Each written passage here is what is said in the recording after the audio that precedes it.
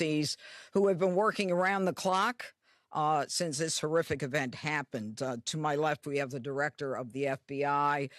We have General Leland Blanchard of the National Guard. Mayor Bowser is here as well. We have Frank Saldana of the DEA, Chris Hecht of DHS, Executive Assistant Chief Jeffrey Carroll of the MPD, Darren Cox of the Washington FBI Field Office, and a Special Agent in Charge, Samuel Ward of the ATF in Washington.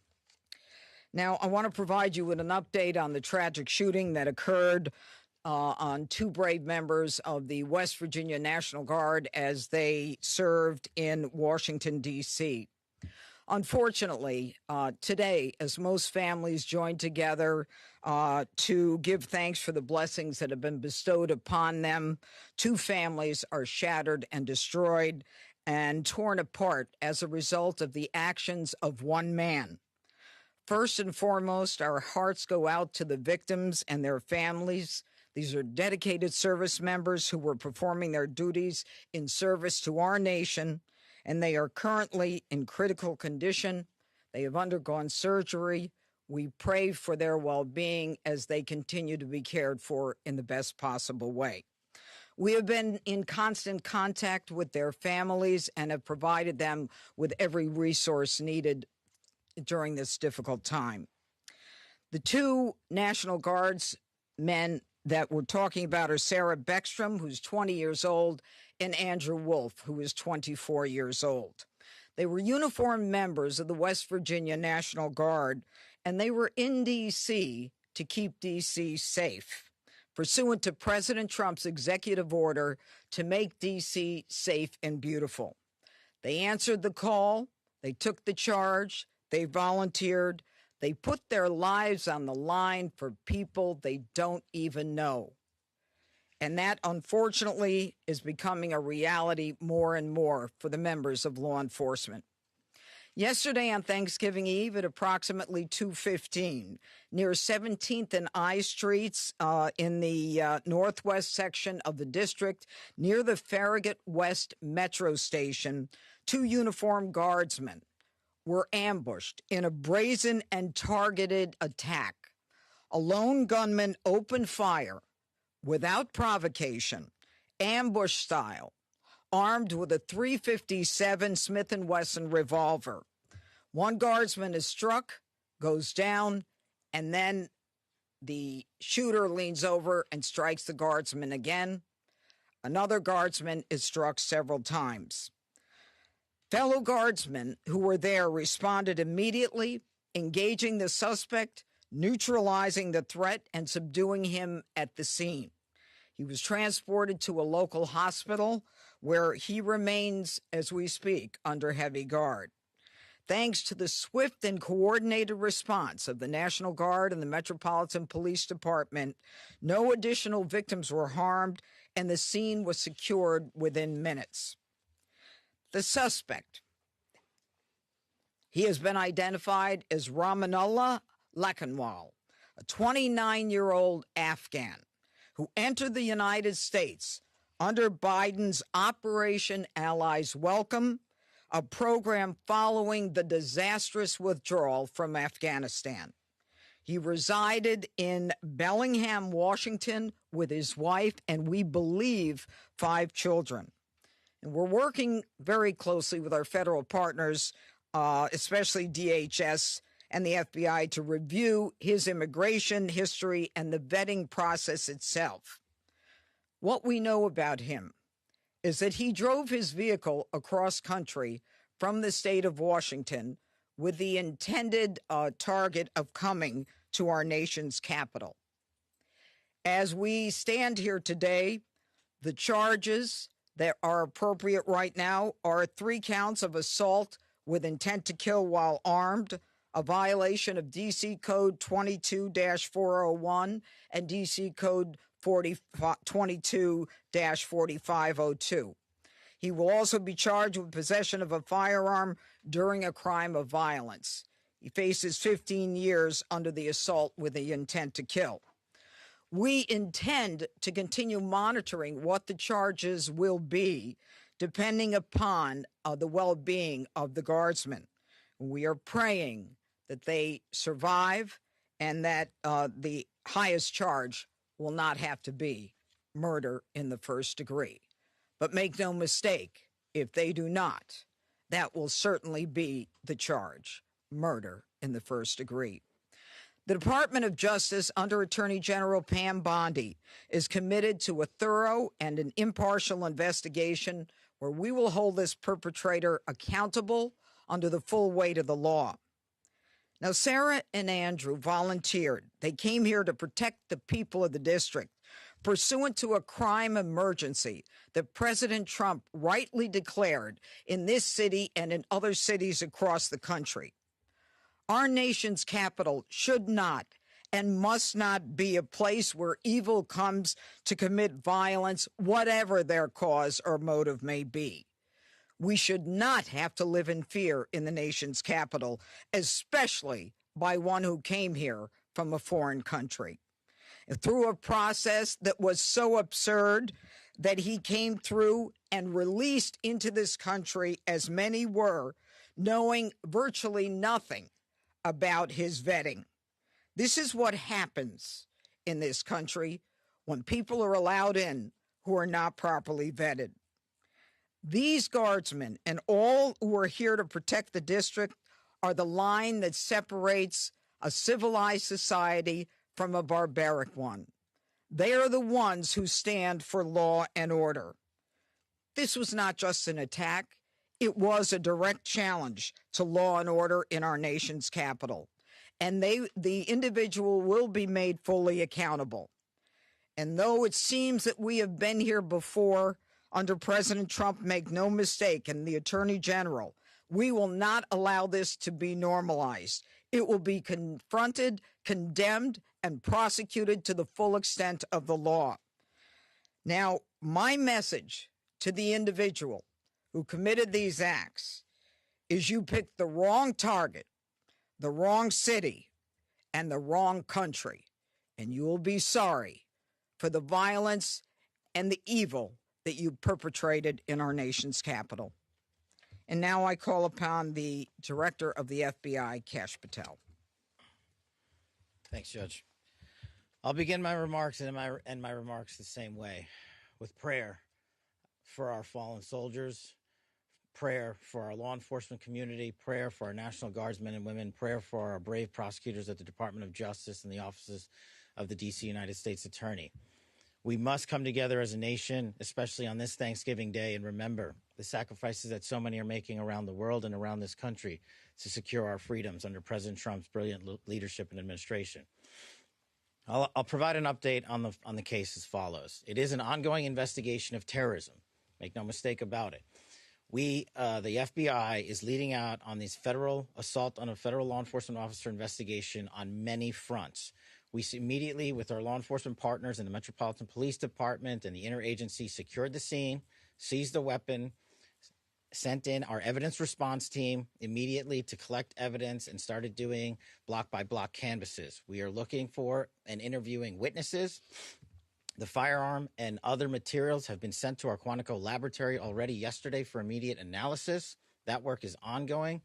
Partnering with the D.C. United States Attorney's Office, we have also executed multiple search warrants around the country to include the subject's last known residence, which is in the state of Washington.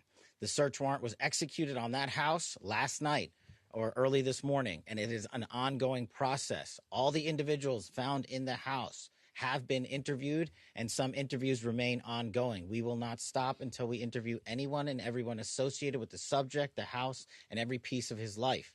There's also subject interviews, relations conducted in San Diego, pursuant to our ongoing investigation. So, as the judge noted, this is a coast-to-coast investigation being led right here in Washington, D.C., and this subject definitely did pick the wrong country. And we will rise together as a nation to show the world what we do here. And we are thankful that we have the Attorney General's brave leadership and President Trump's brave leadership and priorities to safeguard our communities. I also spoke to Director of the CIA, John Ratcliffe, last night, and Secretary of War, Pete Hegseth. There is confirmation now that the subject had a relationship in Afghanistan with partner forces. We are fully investigating that aspect of his background as well, to include any known associates that are either overseas or here in the United States of America. That is what a broad-based international terrorism investigation looks like. We will provide continuous details to the American public while at the same time not jeopardizing the ongoing prosecution to ultimately hold this perpetrator accountable in our courts of law. We will provide as much transparency as possible, but as you can see, the breadth and scope of this investigation will continue. We will continue to hit the streets and hit every town and every house and talk to every witness. The men and women of the FBI and the Metropolitan Police Department and the interagency, to include the Department of Homeland Security, DEA, and ATF, are working tirelessly on this Thanksgiving Day. And I know just by talking to the leaders behind me that instead of going on and being with their families, everyone rogered up and showed up to work today, and none of them want to go home. That's the resolve that we have together as a team to bring to you justice for this heinous act of terrorism here in our nation's capital. And as the judge said, we will ensure that our law enforcement partners are out there in full force to make sure the world can enjoy our nation's capital. We will not let this heinous act of violence prevent people from visiting our beautiful nation's capital. And we will also continue to highlight any evidence that we can publicly. And as the judge said, this individual is in this country for one reason and one reason alone, because of the disastrous withdrawal from the Biden administration and the failure to vet anyway, in any way, shape, or form, this individual and countless others, and this administration has taken the rightful step to stop any further allowance of people with this similar background into the country, and we're thankful for that. And as I said, this investigation remains ongoing, and I think I'll turn it over to General Blanchard of the National Guard now. Thank you.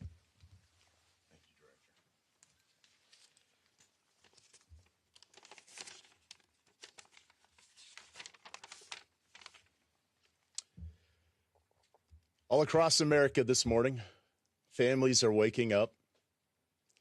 They'll spend the day with their children, their brothers, sisters, husbands, wives, friends from across the community. There will be the smell of turkey, all the fixings. They'll watch parades, football games. They'll pray together. They'll talk about what they're grateful for. This morning, there are two families that will not have that opportunity.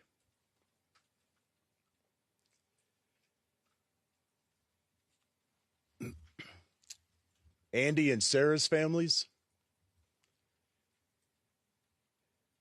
they're spending the day reflecting on the past. And in the days coming, they'll reflect on and think about what could have been, what might be. Because regardless of the outcome, we know that their lives, their families' lives are all changed forever. Because one person decided to do this horrific and evil thing.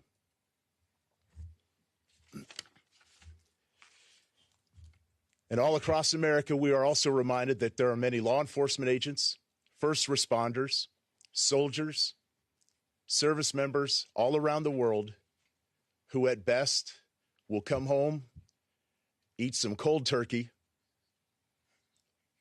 open up Tupperware, eat what's left over, because they spent the day defending the American ideals, getting out there and getting after it on every American citizen's behalf. I will say that the District of Columbia National Guard, this task force, is more committed this morning to the president's directive to make D.C. safe and beautiful. Our resolve will be tested. It is being tested, but make no mistake, each and every one of these soldiers and airmen will meet and exceed the expectation that we have for them. They are, in fact, America's best. I'm proud of each and every one of them. I pray for each and every one of them today, and in particular, for these two young service members who are willing to go above and beyond and pay whatever price our nation asks of them. I ask every American today to keep them in their thoughts and prayers as you go about your day. Thank you. Thank you, General. Mayor, where's Mayor Bowser? Yeah. Thank you, Judge. I'm Muriel Bowser. I'm the mayor of Washington, D.C., and I want to associate myself with the remarks of our Adjutant General from the D.C. National Guard. I want to be very clear what the judge and everyone has reported here. Somebody drove across the country, came to Washington, D.C. to attack America. And that person will be prosecuted to the fullest extent of the law. These young people should be at home in West Virginia with their families. ATF, anybody? DHS? Anyone? Okay.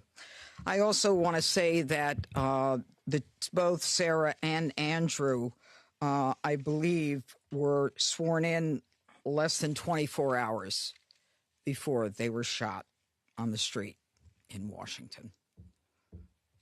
Any questions? Could you drill down on a possible motive? Have you gotten any information and intelligence on a possible motive? You know, as the director has indicated, this is a fluid investigation. People are working around the clock. It's too soon to say what the motive is, but there are definitely areas that we're looking into, but not ready to say. Can you characterize a little bit about how the assailant was taken down after he opened fire? Yeah, he got shot By another guard. by another guardsman, yeah. You mentioned earlier that he had the shooter had initially shot one of the guardsmen, then leaned over as they were on the Shot ground, him again. Shot again. Yep. How many shots are we? Well, the specific number. Look, he had a .357 Smith & Wesson revolver. Okay, so I believe that's a six-shooter. Yeah. So, you know, that kind of tells us how many shots he had. Yes.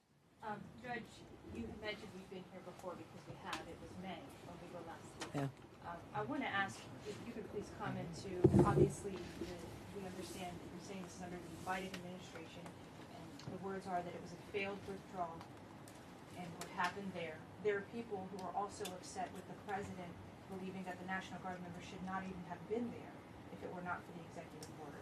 I don't even want to talk about whether they should have been there. We ought to kiss the ground and thank God that the president said it's time to bring in more law enforcement to make sure that a city that had the fourth highest homicide rate in the country was that violence was quelled. I'm not even going to go there. A question for Director Patel. Was the suspect granted asylum, and if so, when did that happen, under which administration, and did authorities miss any signs, either in the asylum process or even back when he reportedly worked for the CIA? If you could talk about that. Well, you miss all the signs when you do absolutely zero vetting.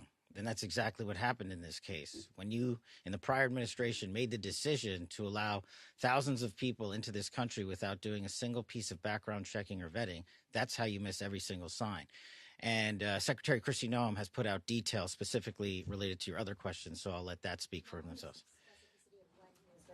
If or when he was granted asylum, if you could just clarify that timeline. And Yes, I believe Kristi Noem put that out, and that's a DHS matter, and I'll refer it to them. Could you elaborate on the investigative steps that were taken in Sure. San Diego? You mentioned Bellingham, Washington, Sure. where you live, but could you explain the San Diego connection? So what happened was, thanks to the quick investigation by the interagency and the FBI, we were able to track down his last known residence.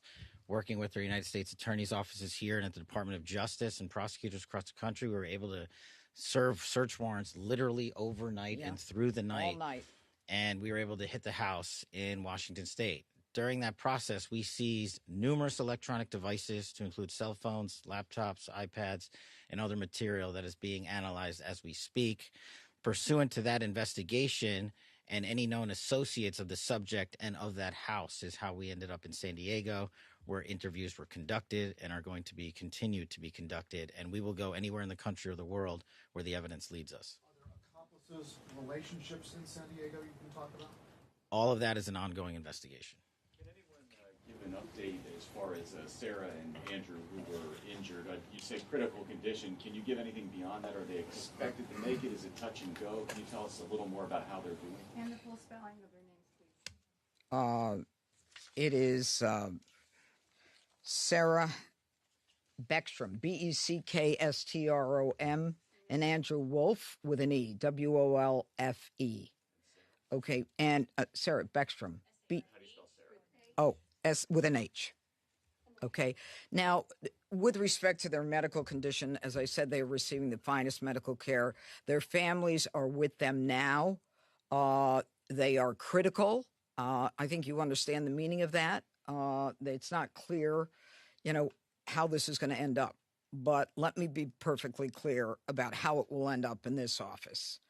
If one of them is to pass, and God forbid that happens, this is a murder one, period, end of the story. We are praying on a day like today when families come together in America and they hold hands around the Thanksgiving table.